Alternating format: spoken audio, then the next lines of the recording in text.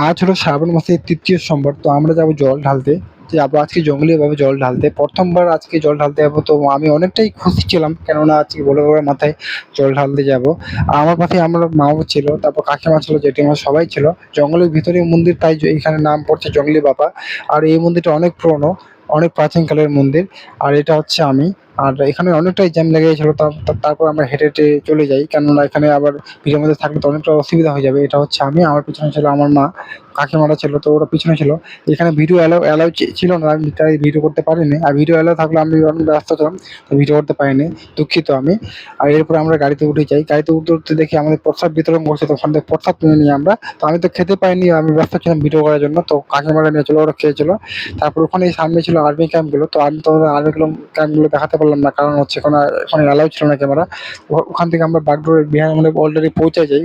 পৌঁছানোর পর এবার বাড়ি আসার পালা। মানে ওই যে আমাদের যে রাস্তা এয়ারনেস 27, তারপর আমরা আসি। তারপর সামনে ছিল বাগডোর এয়ারপোর্ট। তো বাগডোর এয়ারপোর্ট সবাই দেখার জন্য মানে খুশি ছিল। তো এই যে বাগডোর এয়ারপোর্টের গেট, এই দিক দিয়ে বাগডোর এয়ারপোর্টের ভেতরে ঢোকা যাবে। তো এরপর আমরা ওখানে জাহাজ দেখার ইচ্ছা ছিল, তো জাহাজ তো দেখতে পাইনি। তো সবাই বলে যে জাহাজ দেখতে পেলে খুবই ভালো হতো। তো যাওয়ার সময় দেখছিলাম, আসার সময় দেখতে পাইনি। তো মনটা ভীষণই খারাপ ছিল। ভাবছিলাম তোমাদের দেখাবো, দেখতে পারলাম না। ঠিক আছে, এরপর বলে তোমার সাথে দেখা হবে। Bye bye.